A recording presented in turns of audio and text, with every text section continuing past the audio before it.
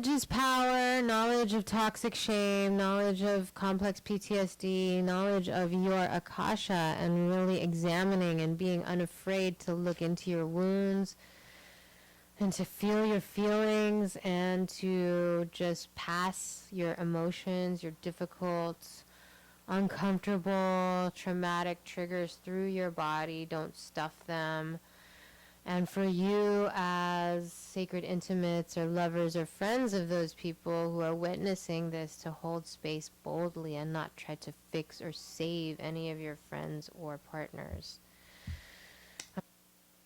Okay, so this part of the video is going to be on the 4 F's, which are the positive and negative components of the fight, flight, freeze, and fawn responses, which are from this book, Complex PTSD, From Surviving to Thriving, aka Mariko Passion's Bible. So the 4 F's, they're called, and it was really helpful for me to understand that you can be in a period of fight or flight for a really long time. Like, I have just recently been trying to figure out why grad school was so hard, you know? Like, I'm just in these last 6-7 months of therapy, just trying to piece together my whole life, and it's working. But in grad school, I was basically in flight. Flight is about, like, drivenness. Flight is about, like, overachieving. So what am I running from whenever I'm overachieving? I'm escaping being lame, retarded, stupid, incapable. I'm escaping basically the low-level status that my family has given to me, basically. So I'm constantly always in flight from that. But then I go to freeze because it becomes catatonic. It's not peaceful like meditation. It's catatonic, where I'm like overwhelmed because the students don't like me at Crenshaw High School, and I don't know what to do to get on their side, and this is going to last for like 3 months. This is going to be like my worst nightmare, basically, to have to go before kids that don't like me every day. So I didn't realize what was happening, but the childlike PTSD, the complex PTSD, it's that rejection from groups kind of thing that is the memory that I believe is the emotional trigger, that I'm being rejected from my students, you know?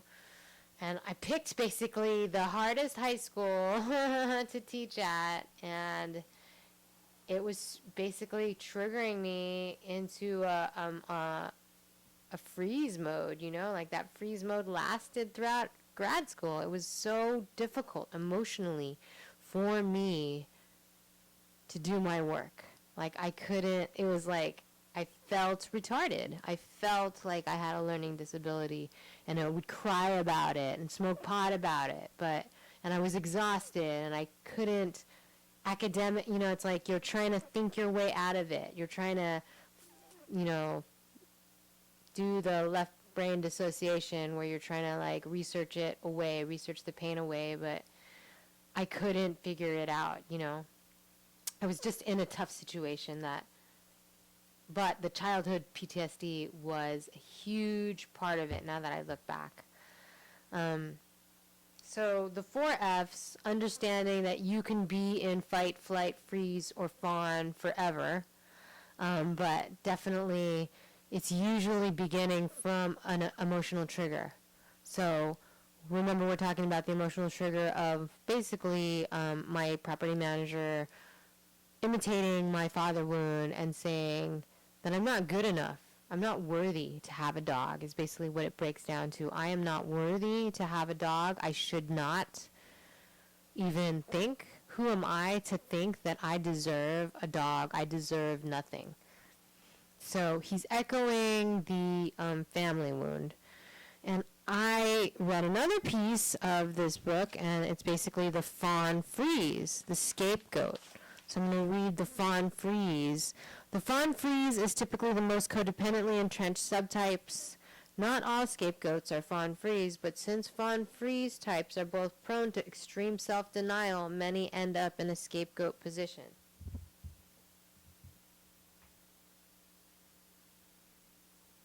So here's me the other day, like just hustling my ass off. I already know that I don't do massages. I already know that I don't accept $200 sessions. I don't. My lowest session is $400. And, you know, I'm already like going on the treadmill. I'm in the trance. I'm in flight mode. I'm very vulnerable. And so here comes the narcissist vulture.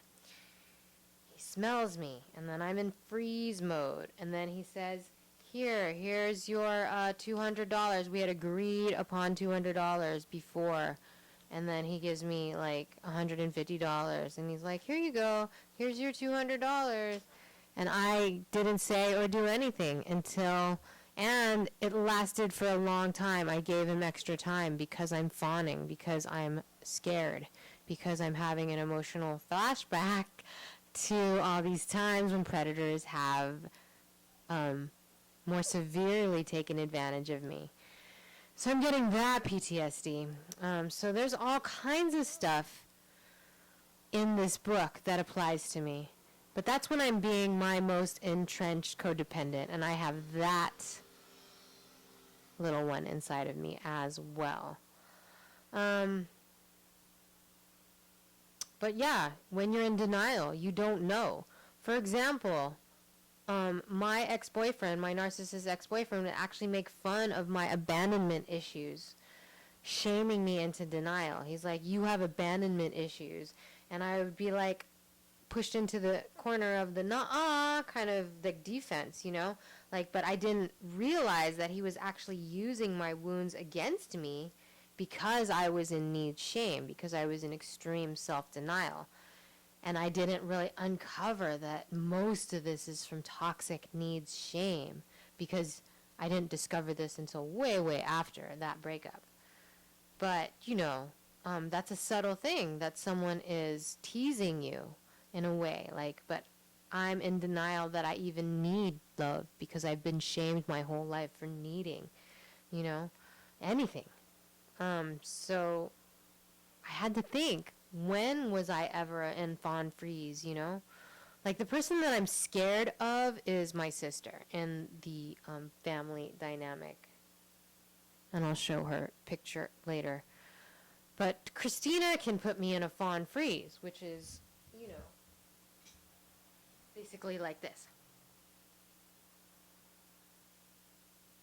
When you see a lion and it has like these wide freeze eyes, that's basically what that drug dealer was doing to me the other day. He was playing with me, and he knew, and he was like telling me to my face, he goes, the game is grimy, but I don't have to be. I'm a nice guy. I'm a good guy.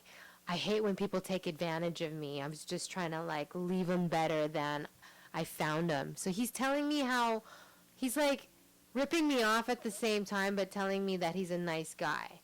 And I'm just like, like I'm totally disassociating. I'm gone. I'm like in my fawn freeze trance. And I'm just basically like, you know, fawning so that I can like, okay, I gotta go, okay. But I'm not. I'm having an emotional flashback. I don't think that this person was really dangerous. I mean, he's dangerous in the way that he basically wanted to turn me into a meth addict, which I'm not a drug addict. I'm a codependent. So, I mean, and it's very detrimental when you add codependency plus drug addiction. But I don't have a drug addiction problem. I have the fawn freeze problem, and now that I can recognize that. And then just basically reverse engineering it back to like how I even got in that situation in the first place. Is that I was running. What were you running from? I was running from failure. What would it mean if you were failed? It would mean that my dad would be upset with me, that I would be abandoned by my father. And so it's like understanding that can wake you up from the subconscious trance, I believe, I hope.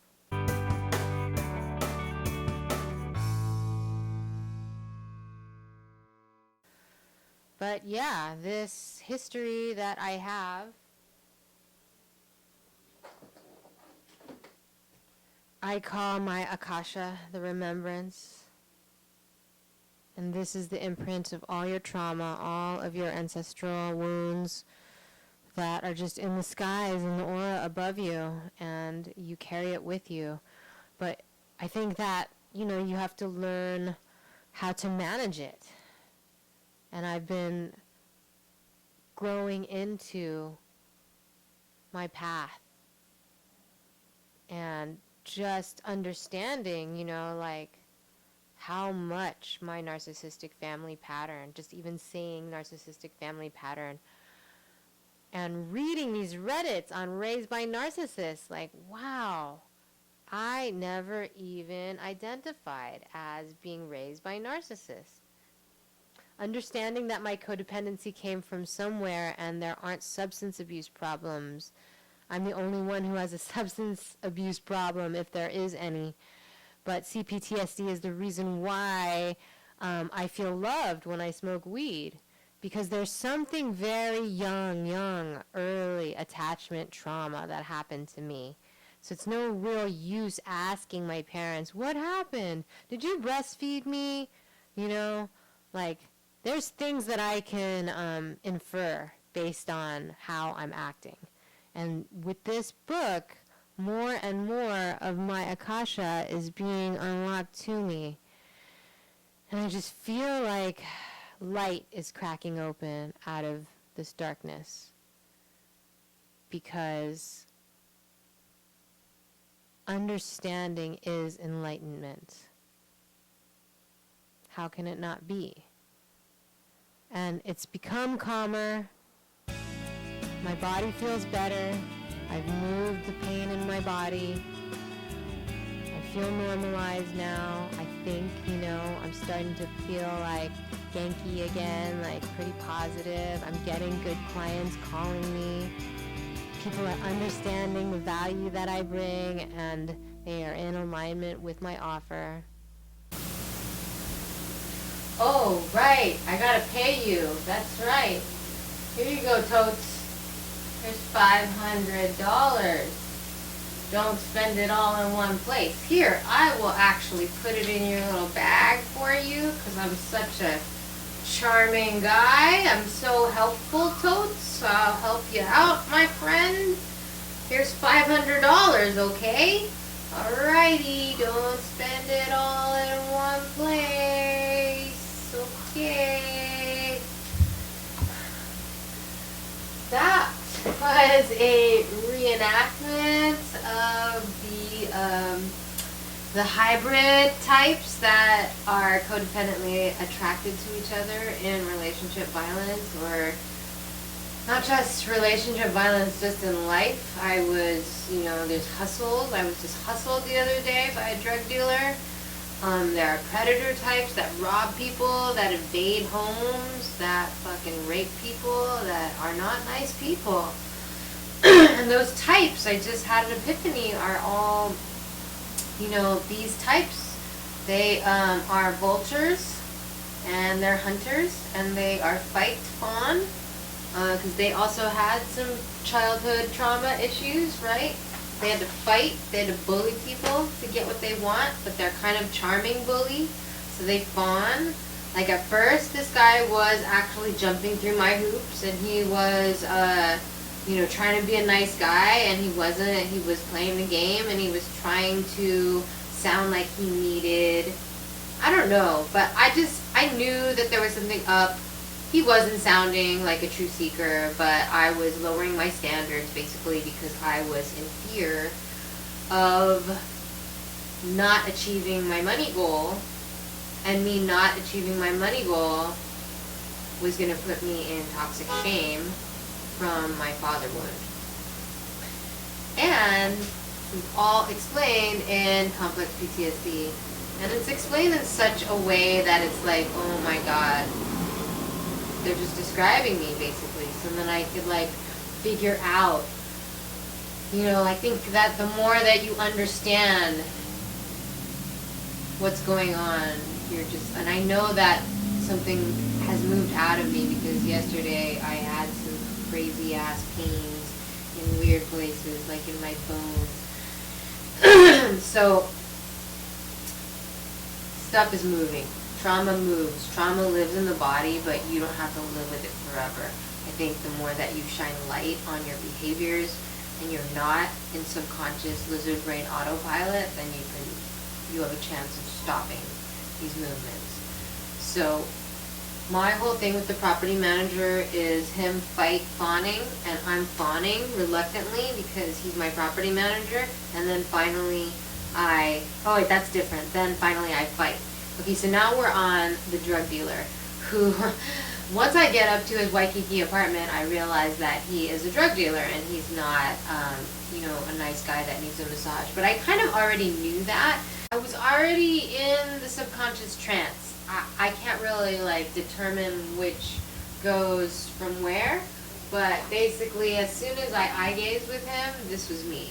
And I became an emotional flashback of all the times that I've been robbed and raped. And when I was robbed one time, I didn't even see a gun. The guy just told me that he had a gun, and I was doing a lot of this kind of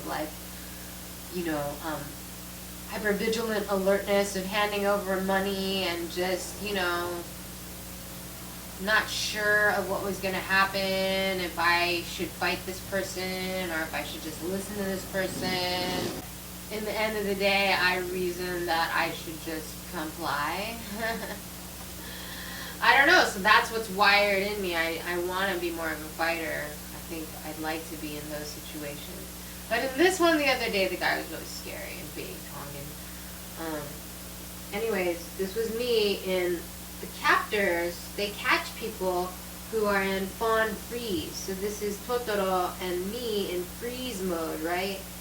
So then the reason why that I knew, because he gave me $150 and I just put it in my wallet with wide eyes, like I didn't even count it. I didn't even know that he gave me $150 until I got home.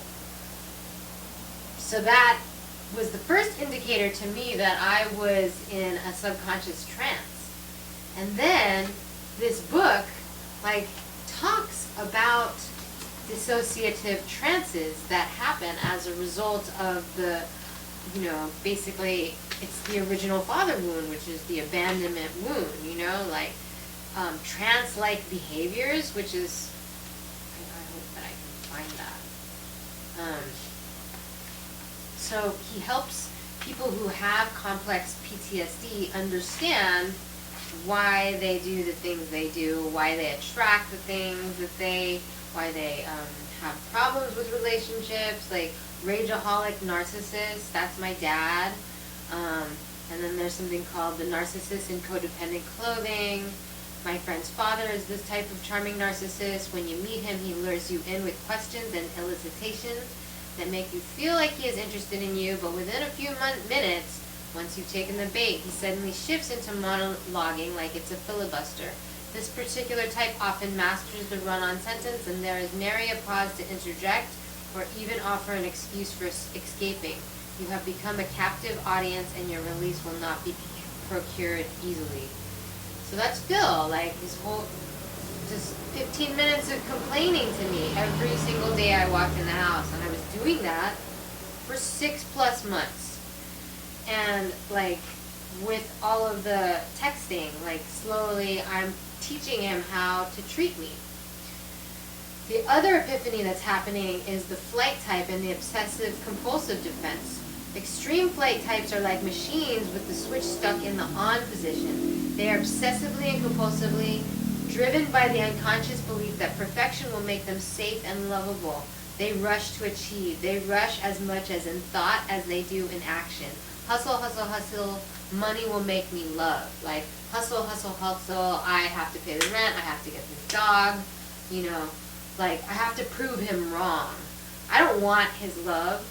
So I think later, and I'm prove this person wrong so that I can attain my own self-love is a story that I'd like to tell myself at this point. Because I'd like to think that this is This book is information for me to look and love myself more.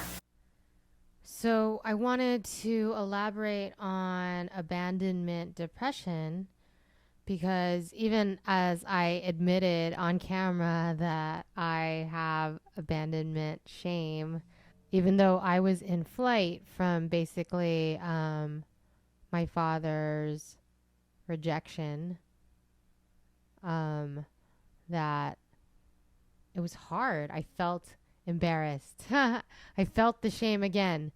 And so it's like that wound is still very raw, you know, when there's still feeling. It's like, ooh, there's still like, yeah, like so when CPTSD takes over your brain, you react, the rage response. So my dad would erupt into rage. I don't actually erupt into rage usually. I had rage fantasies of like kicking in the guy's door and stuff like that, but I didn't actually do it. I meditated. So that's also the other healing tool is mindfulness, basically consciousness. Mindfulness is after self responsibility, self accountability. So a lot of my flight response was like taking my stuff out of the laundry room and like taking my bike, you know, because I felt really unsafe. I felt like he was like a predator, like he was like an abusive husband, you know, an abusive boyfriend, a domestic violence like predator. And it was triggering that in me. So I was in flight response there. So there's a lot of things going on that indicate that I should probably move. The more I make videos about this stuff, the more I'm like, dang, I still live here. He's on vacation for 2 weeks. I'm so relieved. He lives like right below me, and I have to pass his door in order to go inside my door, and he'd like hold me hostage so that he could just complain about COVID for 15 minutes because he's a lonely, bitter guy like my dad.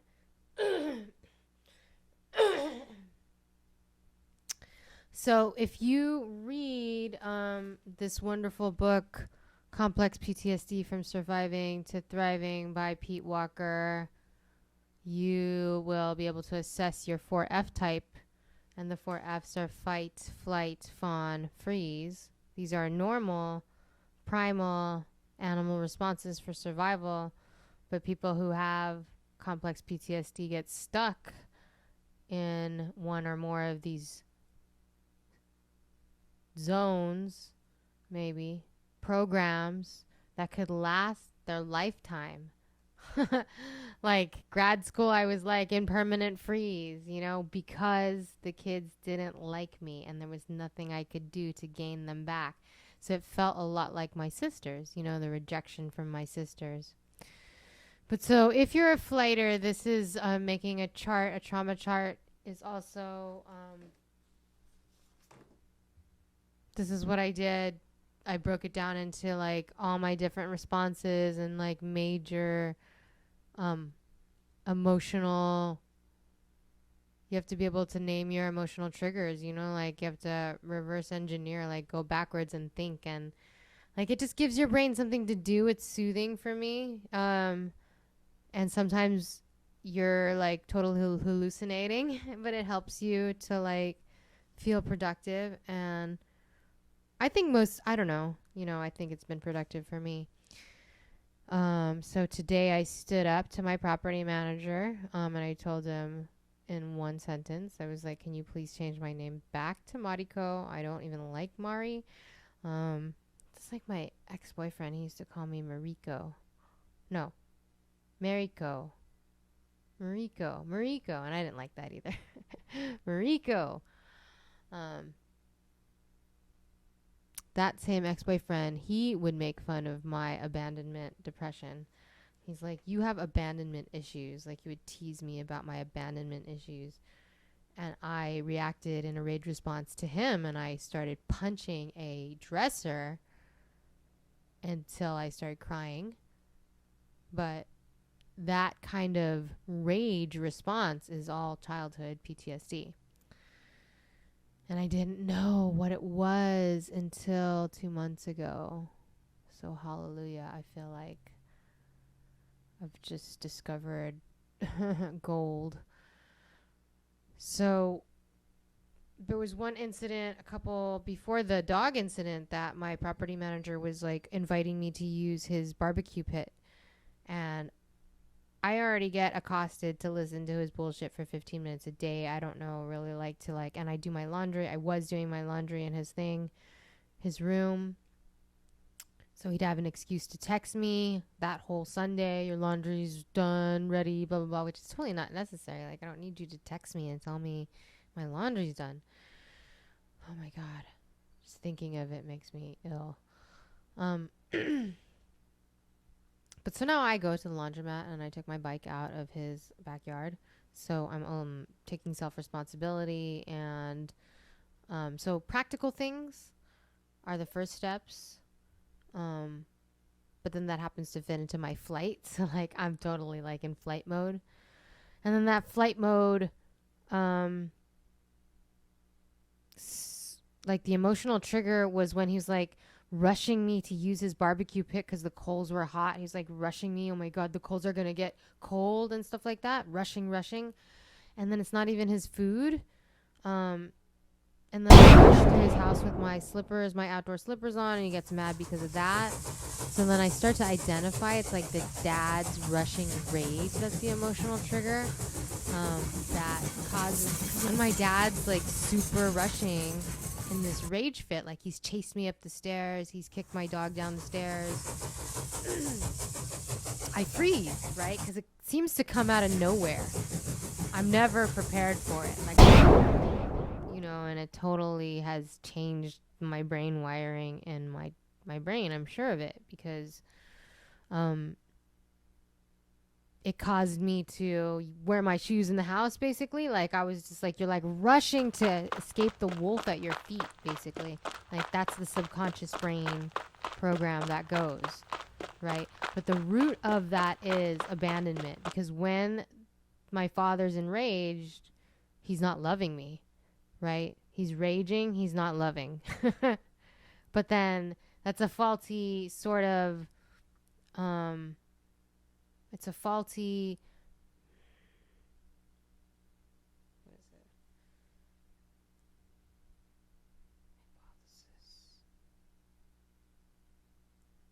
It's not a true opposite, because I don't think that, I feel like my dad has,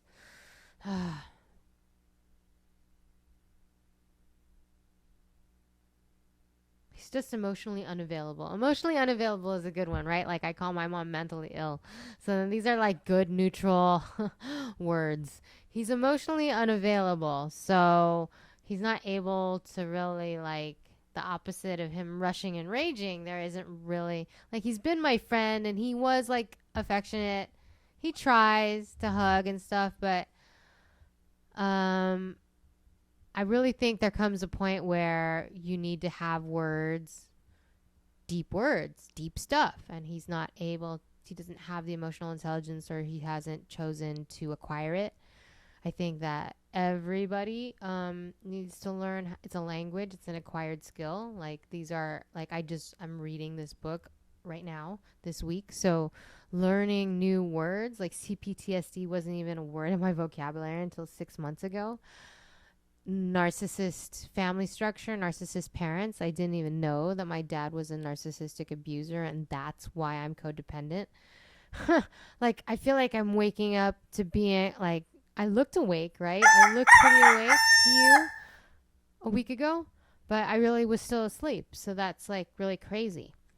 So the emotional trigger is my dad's rushing rage when my property manager was also like, hurry up and use the barbecue and clean the barbecue in a certain way. And then there was one time when he had to, because he's leaving on the 15th, he has to get into my apartment because he has to test the electricity and he has to do it right now. But this is like the first or the second or the third, right? That's part of the reason I also yelled at him, right? I was like, you're leaving on the 15th. You're rushing me to do it on the 3rd. There is no reason for this. It's inappropriate, right? Like, it just seemed like it goes against all logic. Narcissists go against all logic, you know? So it's like this illogical rushing rage causes me to feel shame and toxic shame. What is the trifecta? The abandonment trifecta is shame, fear, and depression. So causes me to feel shame for wanting a dog, and then fear that he's right. And then when my car door broke, then I was like super depressed because I was like, shit, now everything sucks, right? Now everything fucking sucks. Like, now the world is over. Like, it's just like, how can it get better than this? Like, it's just like, now I'm really a loser because anything car related really hits the family wound as well. And I'm just like super unpacking all of that. Like, all my parking tickets, all my accidents, they're all related to this family abandonment wound that I'm always trying to run from, but I never quite can. So the underlying harsh critic is I should die. The underlying harsh critic is I deserve all shit that happens to me. And so if I can't make the rent, then I have failed, and failure equals death. So therefore I create this wall of perfection, right? And at all costs, I must succeed at all costs, even if that means that I get robbed or raped or arrested. So I lose my natural senses and I just follow the program, which makes me, which makes not just me, like anything could happen to me, But luckily I'm a pretty good fawner, so I get out of situations. I've gotten out of many situations. I don't get hurt in accidents. Knock on wood. But so that's like, so the two things that I wanted to share with you was creating a chart, a trauma calendar, a trauma chart, if you're a flight type. And also to understand that flight doesn't have to be physical, just like everything else in Tantra, right? It's like you can be flighty, just, surfing the internet. So, oh my God, cracking myself wide open. What more can I say? This is all to be continued. I am a work in progress. I'm so I was having somatic pains. Everything's coming together. I'm really excited. I had really good tarot readings today. La la la la la. And with that, I have been trying to make these videos for a long time. So let's start with that one. Towards the light, towards clearing toxic shame, towards being in total love with ourselves and at peace with who we came to be on this earth. Namaste.